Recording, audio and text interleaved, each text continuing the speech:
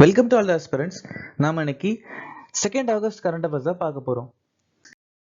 செஷனுக்குள்ள போற முன்னாடி நேத்துக்கான GK question பார்த்துடலாம். ஹிகாத் மற்றும் பச்சா நக்மா எந்த மாநிலத்தின் நடனம்? ஜம்மு அண்ட் காஷ்மீர்.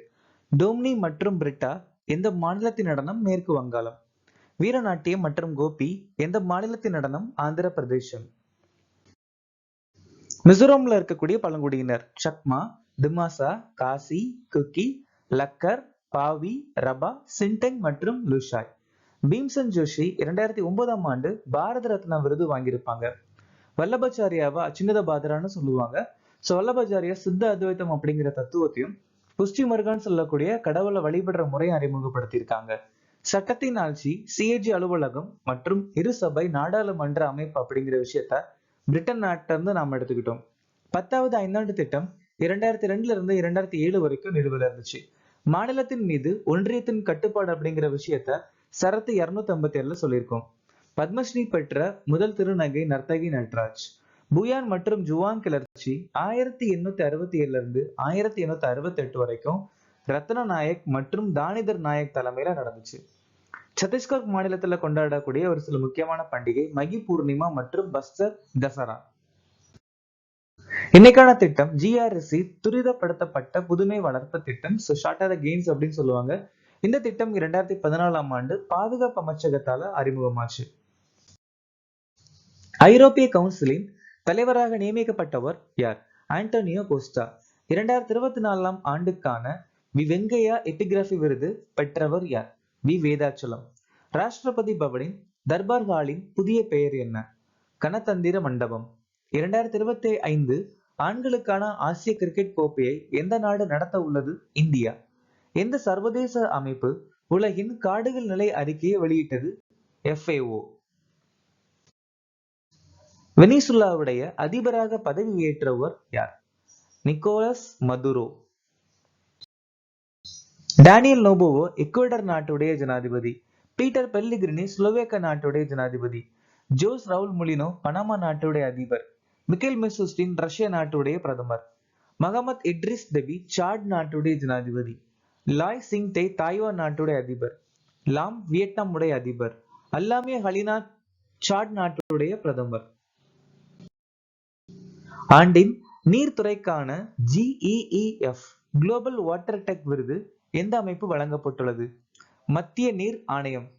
மத்திய நீர் ஆணையத்துக்கு இந்த ஆண்டின் சிறந்த நீர்த்துறைக்கான விருது வழங்கப்பட்டிருக்கு. GSITA அப்படிங்கிற அமைப்பு நாபட்டால ஆதி உத்தம் அப்படிங்கிற அங்கீகாரம் வாங்கியிருக்கு. கீதா பிரஸ் நிறுவனத்துக்கு காந்தி அமைதி பரிசு கொடுக்கப்பட்டிருக்கு. 60 பாராசூட் ஃபீல்ட்ஸ் மருத்துவமனை சுபாஷ் சந்திர போஸ் ஆப்தா பிரபந்த புரஸ்கர் விருது வாங்கியிருக்கு. சந்திரயான் 3 மிஷன் குழுக்கு ஜான் எல் ஜாக் ஸ்விகட்ஜியர் விருது வாங்கியிருக்கு. டாக்டர் அகர்வால் கண் மருத்துவமனைக்கு சிறந்த அறிவியல் போஸ்டர் விருது வழங்கப்பட்டிருக்கு. ஆங்கில கால்வாயை கடந்த இளம் மற்றும் வேகமான பாரா நீச்சல் வீரர் யார்? ஜியா ராய். ஜியா ராய் தான் இந்த ஆங்கில கால்வாயை கடந்த இளம் மற்றும் வேகமான பாரா நீச்சல் வீரர். இந்த ஆங்கில கால்வாய் இங்கிலாந்து நாட்டுக்கும் பிரான்ஸ் நாட்டுக்கும் இடையே இணைக்கப்படக்கூடிய ஒரு கடல் பகுதி அப்படின்னு சொல்லுவாங்க. இந்தியால முதல் முறையா இந்த ஆங்கில கால்வாயை கடந்தது மிகிர்சன் 1958ஆம் ஆண்டு. முதல் பெண்மணி இந்த ஆங்கில கால்வாயை கடந்த இந்திய பெண்மணி ஆர்த்தி சாகா 1959ஆம் ஆண்டு. இந்த ஆங்கில கால்வாயை மிக வேகமாக நீந்தி கடந்த இந்தியர் அனிதா 1957ஆம் ஆண்டு. சுமித் ஆண்டில் ஆசிய பாரா விளையாட்டு 2023 ஈட்டி எறிதல உலக சாதனை முறியடிச்சிருக்காங்க. ஷீதல் மகாஜன் எவரெஸ்ட் சிகரத்திலிருந்து ஸ்கைடைவ் செய்த முதல் பெண். மைக்கோலஸ் அலக்னா வட்டு எறிதல்ல ஆண்களுக்கான உலக சாதனையை முன்னெடுத்திருக்காங்க. தக்ஷவி வகானி 25 மீட்டர் மேல் குறைந்த லிம்போ ஸ்கேட்டிங்கில் புதிய உலக சாதனை படைச்சிருக்காங்க. தீப்தி ஜீவன்ஜி உலக பாரா தடகள சாம்பியன்ஷிப்ல பெண்கள் T20 400 மீட்டர் போட்டியில உலக சாதனை படைச்சிருக்காங்க. ஆழ்கடத்தலுக்கு எதிரான உலக தினமாக எந்த நாள் அனுசரிக்கப்படுகிறது? ஜூலை மாசம் 30ஆம் தேதி நாம இந்த தினம் அனுசரிக்கிறோம். இந்த வருஷத்துக்கான மைய கருத்து மனித கடத்தலுக்கு எதிரான போராட்டத்தில் எந்த குழந்தையும் விட்டு விடாதீர்கள். மே 25 உலக கால்பந்து நாள். மே 24 சர்வதேச மார்க்கூர் தினம். ஜூன் 12 குழந்தை தொழிலாளர்களுக்கு எதிரான உலக தினம். ஜூன் 13 சர்வதேச ஆல்பினிசம் விழிப்புணர்வு தினம். ஜூன் 19 உலக அறிவால் செல் தினம். ஜூன் 20 உலக அகதிகள் தினம். ஜூன் 30 சர்வதேச பாராளுமன்ற தினம். ஜூன் 25 சம்விதான் ஹத்யா திவாஸ். மின் உற்பத்திக்காக காற்றாலை விசை ஆலையை நிறுவிய இந்தியாவின் முதல் புலிகள் காப்பகம் எது?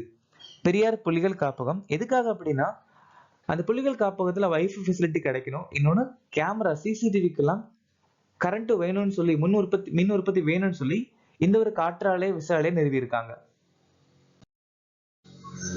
இந்தியாவுடைய 13வது மகாரத்னா நிறுவனம் ஆயில் இந்தியா லிமிடெட்.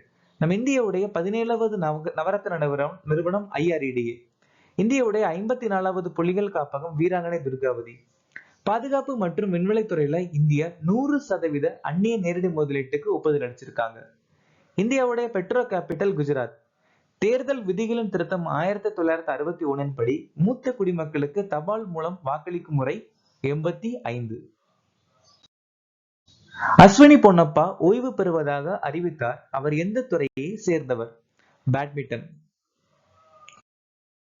கிரிக்கெட் வீரர் Shabnim Ismail, Nahida Khan, Steven Finn, Wahab Riaz, Alexa Quick, சொர்னாரின் டிபோச், சுனில் நரேன், மெக்லானி, குர்கிரித் சிங் மான், லேன் டெவரிச், Dean Elgar, Neil Wagner, Colin Munro, Kedar Jadhav, David Warner. அப்புறம் இந்திய ஹாக்கி வீரர் பிரேந்தர் லக்ரா, SV சுனில், டிப்ரே சக்கா. டென்னிஸ் வீராங்கனை செரீனா வில்லியம்ஸ், ரோஜர் ஃபெடரர். கால்பந்து வீரர் Gareth Bale, Hugo Lloris, Raphael Varane, Sergio Ramos, Zlatan Ibrahimovic. Karnataka பீடபூமியின் மலைப்பகுதியின் மற்றொரு பெயர் என்ன? மலாண்ட்.